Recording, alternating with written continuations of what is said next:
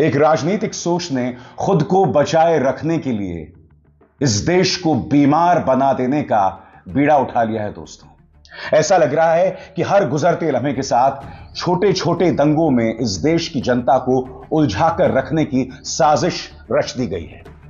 कभी औरंगजेब की कब्र के नाम पर विवाद पैदा किया जाता है, कभी करनी सेना सड़कों पर बवाल करती है, हिंसात्मक बयान देती है, कभी मुर्शिदाबाद के अंदर हिंसा हो जाती है जिसमें 3 लोगों को मौत के घाट उतार दिया जाता है, कभी मध्य प्रदेश के गुना में हनुमान जयंती यात्रा के दौरान बवाल होता है। और आपको कहीं और नहीं देखना है, पिछले 24 से 48 घंटों में देखना है। आपकी स्क्रीन पर करनी सेना के इस प्रदर्शन को देखिए। पुलिस ने क्या कार्रवाई की मैं जानना चाहता हूं।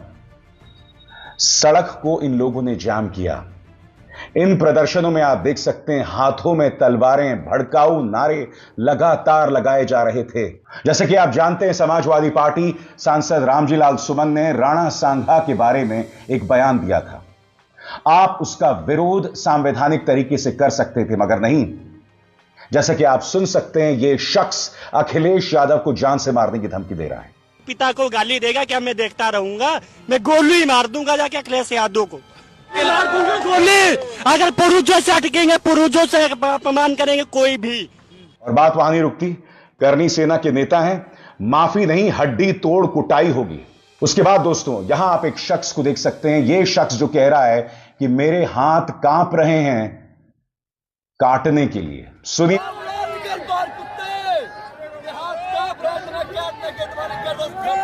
नेशनल हाईवे को जाम किया जा रहा है, मगर मैं एक सवाल पूछना चाहता हूं। अपनी बात रखने के लिए आप तोड़फोड़ भी कर रहे हैं। एक पत्रकार ने यह वीडियो पेश किया है करनी सेना के एक्टिविस्ट का, और इस वीडियो में आप देख सकते हैं किस तरह से तोड़फोड़ की जा रही है। कई जगहों पर पुलिस खामोशी के साथ तमाशा देखती रही। नेशनल हाईवे को जाम कर दिया गया। सार्वजनिक संपत्ति की तोड़फोड़ की जा रही थी। मैं फिर आपसे समझना चाहता हूं, अगर आपकी नाराजगी एक राजनेता के बयान को लेकर है तो क्या यह सब किया जाएगा? जिस तरह के बयानात अखिलेश यादव के बारे में दिए गए, रामजीलाल सुमन के बारे में दिए गए, अगर कोई और समुदाय का व्यक्ति यह बयान देता तो उनके ऊपर यूएपीए की धाराएं लगा दी जाती। और अब एक और नजारा मध्य प्रदेश के गुना में।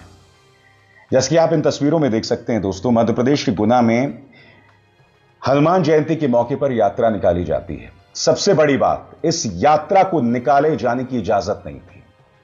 यात्रा जाकर एक मस्जिद के सामने रुकती है, वहां पर दोनों पक्षों की तरफ से नारेबाजी होती है और फिर पत्थरबाजी शुरू हो जाती है। नतीजा, हालात बेकाबू, तनाव और प्रशासन के लिए एक बहुत बड़ा सिरदर्द।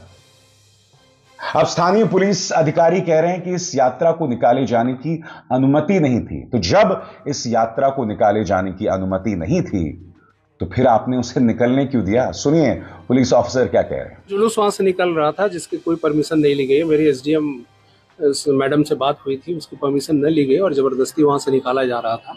और एक खास समुदाय के धार्मिक स्थल के पास रोक करके नारेबाजी की गई, जिससे दोनों पक्ष के बीच में विवाद की स्थिति निर्मित हो गई। मैं खुद सीसीटीवी कैमरे पर उस समय देख रहा था। पथराव जैसी ऐसी कोई बात नहीं है और न ही किसी को कोई चोट वगैरह की अभी तक कोई सूचना है। दोनों पक्ष के जो भी है व्यक्ति हैं, जो प्रभुत्व रखने वाले व्यक्ति हैं, उनसे बात की गई है। अभी टोटल शांति है और लॉ एंड ऑर्डर कंट्रोल में है। यही बाराबंकी में हुआ, उत्तर प्रदेश के बाराबंकी में हुआ, बहराइच में हुआ। याद कीजिएगा, दिल्ली की जामा मस्जिद के सामने से महाशिवरात्रि के मौके पर जुलूस निकाला गया। लेजर टॉर्च से जामा मस्जिद के गुंबद पर जो है वो निशाना साधा गया। इंडिया वर्ल्ड कप जीतता है तो इंदौर के मऊ में मस्जिद के अंदर पटाखे फेंके जाते हैं। मैं फिर आपसे पूछना चाहता हूं दोस्तों, क्या यह सामान्य बर्ताव है?